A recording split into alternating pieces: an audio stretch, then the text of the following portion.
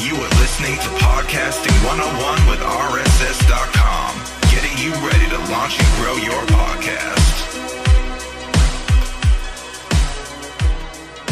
Hey everyone, Ashley here with RSS.com. In today's episode, we're chatting with podcasting guru Arielle Nissenblatt about Discord, podcast trailers, and so much more related to the wild world of podcasting. Enjoy the show.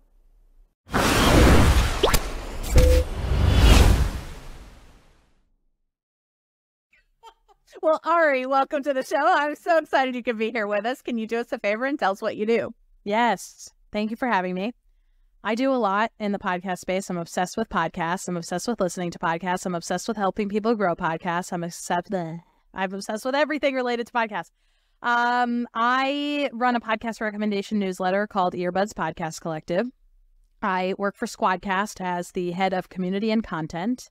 I help people grow their shows with marketing and audience growth tactics, a bunch of different clients who need different things at different times. I also write a newsletter called Podcast Plunge. I also write a newsletter called This and That with Arielle Nissenblatt. I host a podcast about podcast trailers, and I host a podcast about podcast recommendations. And I sometimes co-host a podcast about the business of podcasting called Sounds Profitable. And pretty much if you approach me with an ask about what I may do in the podcast space, I will probably say yes. And it's good. I love it. I'm tired, but I'm happy, and I really love this space. And I just, I'm constantly excited by the news and the new audio. And I don't know. I'm very happy to be here. Okay, so basically what has just come through for me is we need a listener challenge to figure out how many times we say the word podcast in this podcast episode. Oh, I know. So basically you live and breathe podcasts, it sounds like. Yeah. Yeah. Is there anything you do in your life that doesn't revolve around podcasting? I play soccer. Oh, that's cool. Yeah. That's actually really cool. I play soccer. Have a podcast about soccer. That's a great question. I play soccer. I like walking tours, but I still somehow think that walking tours relate to podcasts because it just feels like a live podcast, you know? Yeah, I like that a lot. What else? Yeah. And then I go to a lot of live podcast tapings or comedy, but that feels podcasty in some way. Yeah, a lot of what I do is podcast related, and it's great. I mean, I don't know. I'm very, very grateful that I started listening to podcasts in 2014 and that they were able to so beautifully integrate into my life.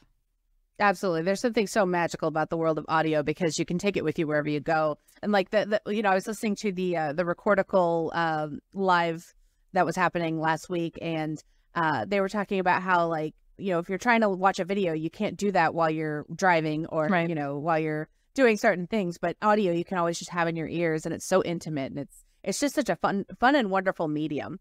And so, but speaking of like podcasting in terms of like how you market it and things like that, one of the things that's really big and what made me reach out to you is a lot of people are starting to use Discord as a means to build their community and grow their podcast. And I'm in your Discord for podcasting. And so I'm curious, what was it that made you decide to start using Discord to work with your community? Yeah. I started this Discord I think it's called the Podcasting Community on Discord is the official name. And we started it in October because of Elon Musk. Because Twitter seemed like it was going down the toilet. This was October of 2022. And, there have been times before that October 2022 and times since October 2022 that there have been mass exoduses from Twitter. And at times people have returned to Twitter. But we started we started the Discord because we wanted to give people an option for another place to hang out, and it blew up. We had 1,000 people in the Discord within 2 weeks. It was amazing. We got featured everywhere. All the podcast newsletters covered it, added a link, and so many people joined from all walks of podcasting life. People from huge corporations to independent creators, and I'm really, really grateful for the community that we've been able to build on there. I wanted to start it because, I truthfully had no business starting a Discord. I was barely involved in other Discords as a community member. I had signed on a few times to Discords that I've been invited to over the years, but never really participated. But Discord seemed like a good place because Slack just felt too corporate. You know, I didn't want to start Mighty Networks or Circle.so or a Facebook group. I wanted it to be independent. And Discord seemed like the right thing, even though it can be really hard for a lot of folks to grasp. But we have things in place for those people. We do regular events where we help people orient themselves to Discord. And we also have a newsletter that goes along with the Discord so that people can stay involved in what's discussed within if they don't want to be active day to day or week to week. So we've got some things in place to make it more manageable. But Discord seemed like the right place to be. It's interesting because it seemed like once you started yours, so many different podcasts or podcast companies were starting Discords as well. Like I got an invite to the one for Descript and the one for Decipher. And then all of a sudden I got one for Colin and Samir's podcast. And it's like everybody's starting to do Discord. And now it's more important than ever because, you know, everything, I guess you'd call it the dumpster fire that is Reddit right now with everything going on with the fact that they're removing the APIs from third-party apps. And I mean, I know that's probably for the whole trying to stop spam thing, but in reality, it feels like more and more of these different platforms are just making it harder for people to build their communities. And so with the Discord, what goes into starting it? And I noticed you have moderators in it, but for people who have no idea what to do with the platform, can you give a little bit of advice as to what you wish you'd done, how things are now, and that kind of stuff? Yeah. I've started the Discord late October 2022, and almost immediately, podcast friends that I've had from the internet reached out and they were like, hey, if you need help moderating this, I'm here. And I was like, I'm going to take you up on that right now. I'm not even going to pretend that I don't need help. So I had about 5 moderators join on. We have a group within the Discord channel where we talk to each other. And then we also are constantly in touch on other social media platforms just in case like something goes wrong. So we had to meet up in order to figure out what rules folks should abide by and what is crossing the line when it comes to self-promotion and other things like that. We also had to figure out what sort of back channels within Discord we should have, right? Do we have a resources tab? Is that different from a help tab? Is that different from a tech tab? Is that different from events? Yes, all of these are different, but we need to outline what goes into each one and what is appropriate to be posting in each one and what happens if something is posted in one of those that should be posted elsewhere. How do you nicely tell somebody to move it? And the reason is because, you know, ultimately we want to encourage people to be very active in there and we don't want to moderate too heavily, but we also want to make sure that it is a manageable experience for the average passerby. So I think, you know, number one piece of advice for this is get moderators who you trust, who both understand the medium. So for us, it's podcasting, but also the technology, which is Discord. So they know how to turn on two-factor authenticate. So they know how to turn on two-factor authentication, and so that they know how to make it so that if there's a million posts getting thrown up in one of the channels and people are kind of getting out of control, maybe they're fighting, how do you turn on slow mode to make sure that people can't post more than X number of times per minute or per hour or something like that? Those are not things that I knew about beforehand, but Discord has all of these capabilities and my beautiful moderators knew exactly what to do. So you kind of got a crash course in all the things Discord just by starting it. So now one of the things you said to me was you keep in touch on other platforms as well.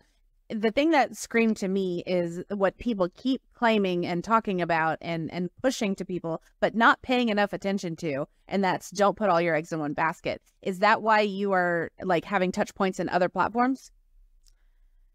I keep touch points on other platforms because I just think it is important for me as what I've recently been called as a portfolio entrepreneur. I do a lot of different things in a lot of different places.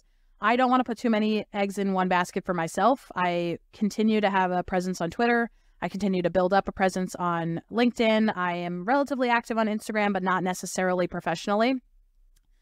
When it comes to being in touch with my moderators on other platforms, that's just because mostly we met on other platforms in the first place. So some of those folks I still have DMs going on with on Twitter, for example. Some of those people have left Twitter, which is interesting. But we also have an email chain just in case you get locked out of Discord and you need to be in touch. Yeah, that actually makes a lot of sense. And For some reason, it's reminding me of something I saw in a movie. I can't remember if it was He's Just Not That Into You or what, but it was like, I message you on Facebook, but then you reply to me on Twitter, and then you send me a text message, and I'm being rejected in 3 different platforms. No one needs that. But still, it does make sense, though, because it even happened to me today. I sent someone a message on via email, and then they messaged me back in Facebook Messenger, and I'm like, no, keep it in one spot. I know. I have it with a few people. So now, so you're doing all these things, and I got to ask you, it sounds like you're putting a lot of time into all of this. Are you monetizing all of it, or is most of it just community that you're building and you're just hanging out with people? How does all that work for you? Some of the things that I do are monetized. Some are not. Some were monetized and are not anymore. Some were not monetized and are now. And I think that's kind of the beauty of it. I think I alluded to this before, but somebody recently on an interview called me a portfolio entrepreneur. It's like I'm an artist, but I am collecting communities instead of canvases. I think, ooh, yeah, that's the first time I said that out loud. That was good. That's really good. Yeah.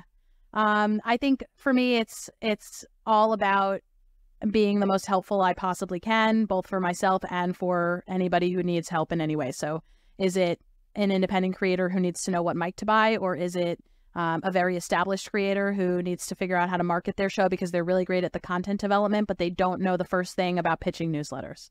So I just try to think about, I just try to have a really great grasp on who is doing what in the podcast space, who should be collaborating with who, what new tools are there that you should be using in order to get to the next level or to maintain the level that you're at, which is okay. I think, right now I am full-time paid by Squadcast, which is a remote recording platform that helps podcasters record audio and video in studio quality. I manage the community and the content there, so that's my full-time job. I love it very much. And then I also do a lot of work that is monetized by helping people. I do consulting with people on, where is their show right now? How many downloads are they getting per episode? What's their goal and how do they get there? What sorts of collaborations should they be doing? How should they be setting up promo swaps? Should they be buying ads on other podcasts? Should they be buying ads on podcast platforms? And I try to advise people on that. The Discord is not monetized. There's a newsletter that goes along with it that is not monetized, although we do have the ability to take on sponsorships if we want. I run a podcast recommendation newsletter that is monetized. I run a podcast that goes along with that newsletter that is monetized. And by monetized, I don't mean I'm raking in the big bucks. I mean, I'm making some money to offset the cost of my time. And then, the few other communities that I take part in or the few other projects that I take part in, sometimes they're monetized, sometimes they're not. But I use all of these to just contribute to what I'm doing in the podcast space. And my thinking is it will come back to me in some way. Absolutely. And it sounds like, in order to be able to do all these things, to have your fingers in all these pies, it sounds like you're really, really passionate about podcasting. And so for anybody who's listening to this and they don't hear it coming through, I can tell just from everything I see that you do. I hope you can hear it coming through. I can. But, just in case. Yeah. Just in case. Yeah. If someone's just reading the transcript and they're like, oh, okay, I don't have... Wow, she sounds bland. I don't think you sound bland at all. I dig podcasting just as much. Maybe not quite as much as you, but I do think it's pretty cool. So now, what other ways, I mean, I know we started this with talking about Discord, but what other ways do you use specifically to get the word out about the podcast that you do produce? Because I know you have the Trailer Park Podcast, which I absolutely love. Yay. And actually, no, let's actually take that back. So the Trailer Park Podcast, I already heard you talking about this on the Best Advice show, but for people who haven't listened to that and are listening to this, so what made you decide to do a podcast about trailers for podcasts? I love trailers. I love short audio snippets that are meant to draw you into something larger. And I think trailers are just such a great way to potentially discover a new show. So I wanted to start a podcast about podcast trailers because I love meta podcast stuff. So as you may have noticed, all of my podcast projects are about podcast recommendations or about the podcast industry in general, because I just love the medium and I want more people to discover podcasts and I want more people to understand how the space works. So the way the Trailer Podcast works is that each week we feature a different trailer and then we talk about that trailer. We say what works, what didn't work, what we liked, what we didn't like, and then we tell you how to find the rest of that show. Sometimes the trailers that we feature are for shows that have many seasons. Sometimes they were just made as a proof of concept. Sometimes they are looking for funding. It could be anything in between. And I wanted to start it because I was looking at the new and noteworthy section on Apple Podcasts a few years ago, and I decided to listen to all of the trailers for a month straight that were featured on the new and noteworthy section. And I tried to figure out, like, what is it about these trailers that is enticing? What is not pulling me in? But then more importantly, is the trailer indicative of what's to come in the larger season, right? So does it match the tone and the texture of the larger season? If you have a 30-second trailer that's very cinematic and really draws you in, but then your show is sort of boring and doesn't match the tone, I'm probably not going to continue listening because I was promised one thing and it wasn't delivered, right? So I've been thinking about what it means to promise something as a creator and then to deliver or not deliver on that promise. So I wanted to start this podcast because I want to help people make really great short audio teasers that help draw potential listeners in and make people loyal listeners.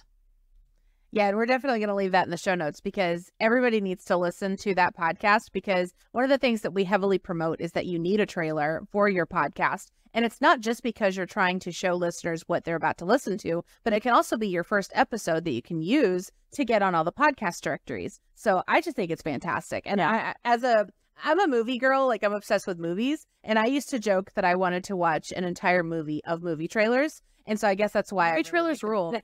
They really are the best. And I also have you seen honest movie trailers on YouTube? I've where heard they tell the truth about what is going on in the movie. I think I've seen one or two of them, but nothing comes to mind. They're usually pretty comical and I enjoy the heck out of them. But yeah, I think that's really good that you've created something that kind of shows people what to do, because not only is it like somewhat critiquing, but also giving really good inspiration for people. And I think that's a great idea. Thank you. You're welcome. All right. So now that I'm done patting your back. So I do want to ask you, if you were to start working on promoting your own podcast right now, what is the best advice that you would give to someone who has just started a podcast to go about doing that? So I launched Trailer Park, the podcast, Trailer Podcast in February, and I did all of the things that I recommend other people do when they're launching a show. The first thing was I made a list of all of the podcast newsletters, and I tried to figure out an angle to pitching all of them in some way. So I have a huge list of podcast newsletters. Some of them are newsletters that cover news. So, who bought who in the podcast space, who is being hired where, what new shows are dropping, how many podcasts are there, what new technology is out there. Some newsletters are more editorial. So let me do a deep dive into this podcast and talk about why I love it. Some of them are more curated. So here's a list of 5 podcasts that you should listen to. And then there's everything in between. So I made this list. And I've been doing this for a while because this is what I do for clients. But I thought to myself, what is the angle? Why would each of these newsletters want to cover the news of my podcast about podcast trailers dropping? And I wrote all those things out and I sent personalized pitches to all of those people. And I said, would you consider doing a story with me? Or would you consider interviewing me? Or would you consider a mention in your newsletter, if nothing else, or a tweet or something like that? Or would you even just screenshot that you are listening to the podcast and post it on your Instagram story? Whatever it is, how can I get this podcast to be everywhere all at once at the time of the launch or soon thereafter so that people cannot not try it out? So I did that. And then I also reached out to other shows about other podcasts about podcasts. And I tried to get the trailer of the podcast Trailer Podcast featured on other podcasts. So, hey, RSS.com's podcast, would you consider featuring the trailer for this show and then talking about when it's going to drop? Because it's going to be helpful for the people that use RSS to know that making a trailer is important, right? So let's point people to that. I also got in touch with all of the different softwares and services that I used and asked if they would highlight me in some way as a case study because I use their products and services. I also got in touch with all of the podcast listening apps that I have contacts with or that I had hopes of having contacts with, and I let them know that I had a show coming out would they consider featuring it in some way. And you're not going to hear back from everybody. You're not even going to hear back from 50% of people, but I took advantage of every single thing, every single positive response, and I milked that. And I think a really big part of that was offering something in return and not just expecting that people were going to feature me in some way. Well, I have 2 questions to that. What was your response level? And do you think that your response level was because of the fact you're already known in the podcasting space? I didn't calculate the response rate, mostly because I'm not a math person, so it doesn't come naturally to me to do that. but it was pretty high for this compared to some of the other shows I work on. And part of it was because it was mine, you know, so I'm pitching on behalf of myself. So there's a clear passion in that. But also, yeah, I've been working in this space for a while. And a lot of people will push back on me and say, like on Twitter, I'll give advice about podcast marketing. And people will say, yeah, the only reason that works is because like you're in the podcast space and like your name is known. And I'm like, yeah, you know how my name got known? I worked really freaking hard to make my name known. And it took me a really long time to do that. And I think that there is no substitute for for asking people out for coffee so that you can hear about how they got to where they are today, and really taking a genuine interest and then them thinking of you because they just really like your vibe. And I think, yeah, of course, a good amount of my success comes from the fact that I am me, but I am only me because I have been working on it for 7 years in audio. So basically what you're saying is if you want to start getting yeses and positive feedback, you got to put in the work. Yeah. And it has to be genuine. I know. And look, there are some people who are going to get lucky and they don't have to put in as much work, and their show is going to come at the right time and it's going to be at the perfect production level and the story is going to be perfect and the right outlet is going to find it at the right time, which is going to mean that it's going to get promoted to the right person who sees it, who has a really big platform, who's going to... Basically, your goal should be to make your show recommendable by word of mouth so that you don't have to do the work on your own, so that people are just like, oh my God, you have to listen to this. Everybody's talking about it. That's the goal. And sometimes that can happen, just sheer luck and circumstances and keywords and, I don't know, so many other factors. But also it's fun to work hard and find avenues and angles to get your show found.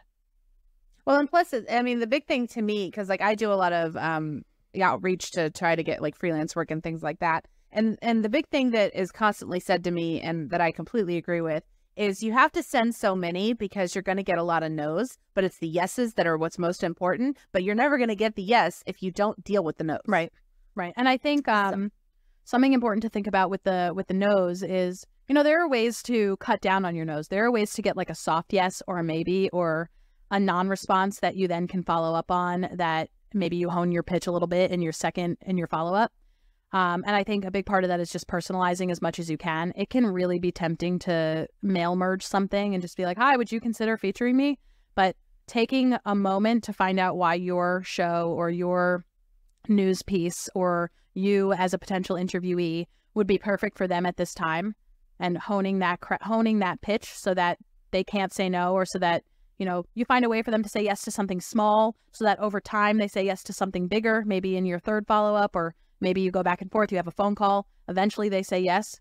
I think it's all about just not getting an initial no. It's all about getting a response. Get the response and go from there. Yeah, and don't do the spray and pray. No. You mentioned the mail merge, and I since I am a freelance writer, I am constantly, I mean, I have a folder in my filters that basically chucks people to this press releases that I have not signed up for.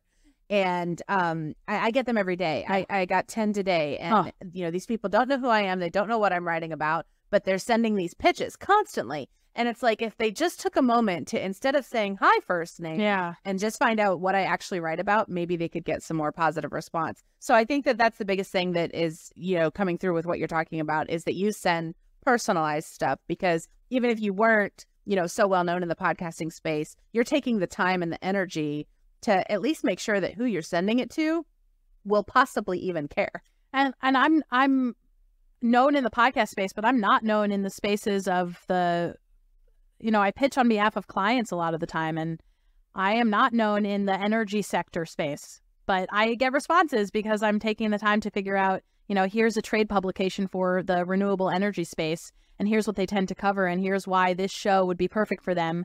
And maybe, for example, that it's a monthly newsletter and they aren't currently covering podcasts in the energy space, and maybe I can pitch them on a monthly podcast recommendation, right? So just thinking about, where are you adding value to these people? Are you doing a lot of guest posting and guest podcasting? Like this? Yeah. Yeah. I say yes to a lot. I love to put my name out there. I love to hone my craft as a talker. I love to figure out ways to tell my story in using different vocabulary. I like to see if I can go sentence after sentence without saying or like or ah. And just, you know, not that that's a bad thing, but it is fun to figure out your craft and to figure out your flow as a speaker. Absolutely. Like my big thing is I come from the blogging world. And so I'm constantly like trying to figure out how I can get into other websites and things like that. And I'm like, my joke is famous Ashley Grant. And it's because I'm constantly trying to get internet famous one post at a time, not Kardashian famous, not Kardashian famous, because who wants that? So kind of along with everything that we've talked about, and yet maybe sort of sidestepping it, but what do you think about video podcasting? Because that seems to be the big thing that people are pushing right now is everything's got to be on video. Do you think that we still need to really respect the medium of audio, or should we be repurposing with video? I like clips for video. You're right. This is a very popular question. And I think it's going to stress a lot of people out to hear that you've got to be making video. So I just want to take that weight off your shoulders. You don't need to be making video if you like making audio, if you only like making audio. There are still people who want to listen to podcasts and do not want to watch podcasts, and that is okay. So if you are already recording video, so if you're using Riverside or Squadcast or Zencaster and you're recording video, and it is not too hard for you to take that video and throw it up on YouTube, add some captions, add some waveforms, whatever, great, do that. But if it's so time consuming and you hate it and you're not seeing any growth from it, step back, maybe make a few clips that will excite people about the show so that if they see it on TikTok or Reels or YouTube Shorts, they might say, you know what, that's that famous Ashley Grant and I want to check her out. That's a great way to experiment a little bit. And I'm a big fan of the 3-month experimentation segment. So, trying out posting clips once a week for 3 months. And if you're gaining traction from that, great, keep going. If you're not, take a step back, maybe reevaluate, figure out maybe your clips were too long, maybe they were too short, maybe they were boring as hell and you need to try something else.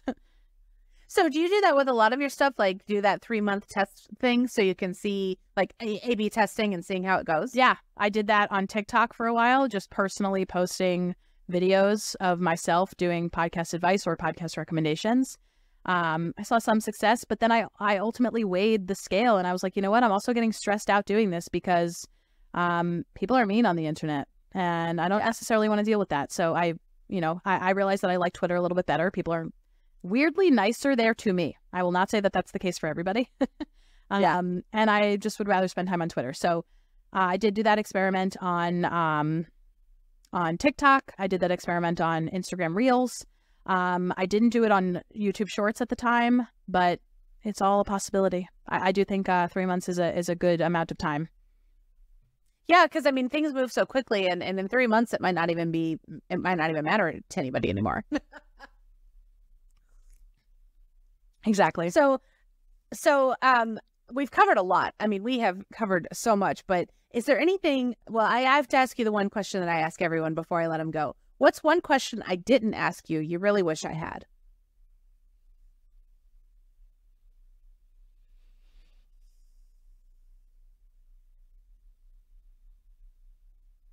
A lot of people have been asking me, what is my goal? And I have no answer for that because I love being everywhere. And so that... And do we even have to have an end goal? Exactly. I mean, a lot of people are like, okay, so you're doing this, you're doing that, you're doing that, you're doing this. Where do you want to be in 10 years? Or where do you want to even be in a year? And I really love representing Squadcast and being aware of all of these creator tools that are perfect for podcasters at any stage. And then also being able to help people grow their show. My whole thought is if people are going to continue to use Squadcast, which is a paid product, they are going to need to be able to associate success with their podcast so that they can associate success with Squadcast.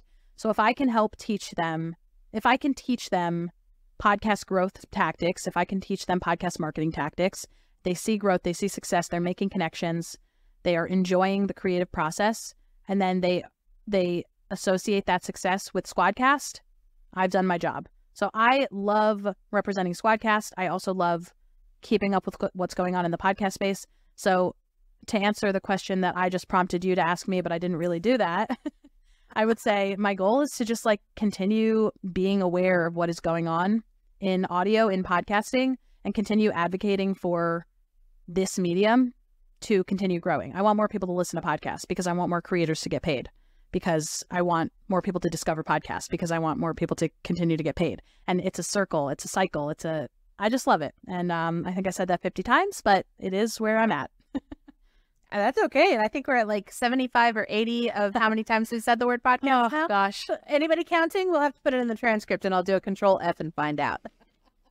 Well, so you have so much going on, but where can people find you if they want to learn more about you? Best thing to do is go to Google and type in Arielle Nissenblatt, because I'm the only one. And also because my website will come up, which is ariellenissenblatt.com. I have also bought the domain soundslikethisandthat.com, and I plan to redirect it. But for now, it's just ariellenissenblatt.com. There you will find my Twitter. You'll find all my newsletters. You'll find a link to Squadcast. You'll find a link to all my podcasts and everything in between. Well, and they should find the link to your Discord there too, yes. Right? Yeah, because that's kind of circling back to what we started with. Have to bring in the Discord one more time. Yeah. Do you think that people should start a Discord for their podcast? I think that's a larger question about community. I think not every podcast lends itself to an offline or an online community. Not every podcast needs to be discussed all the time. So I really think it's case dependent. Oh, that's a great answer. I would cop out.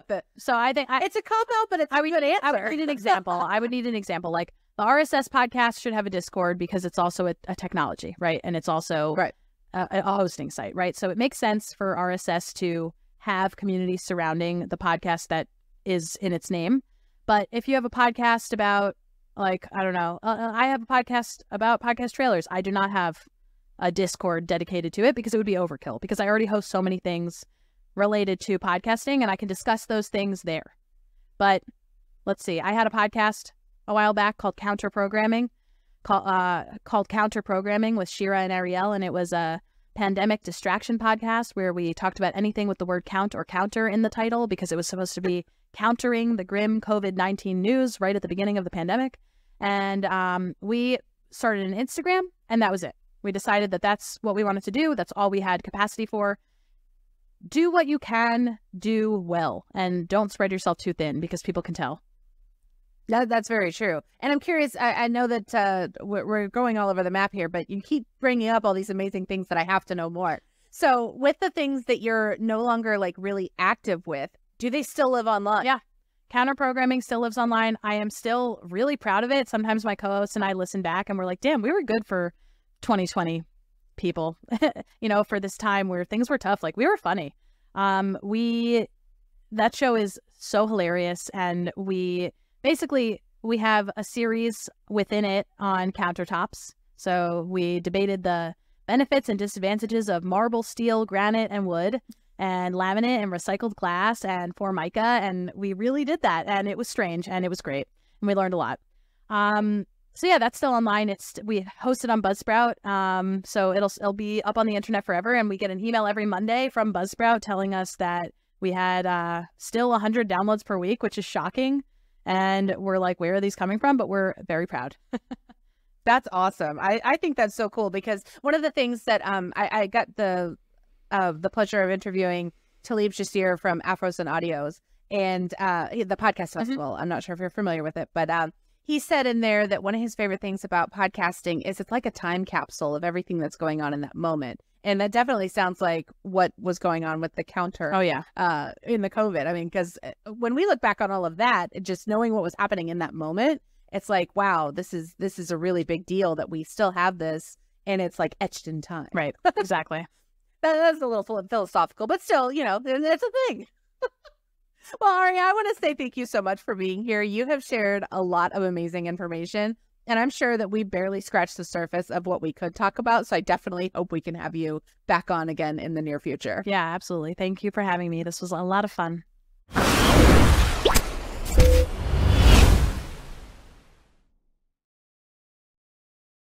Well, my fellow podcasters, we hope you enjoyed the insights, tips, and ideas shared in this episode.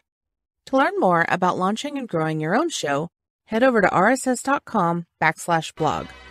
And if you're ready to launch a podcast of your own, you can get started for free with your first episode on us. Thanks for tuning in.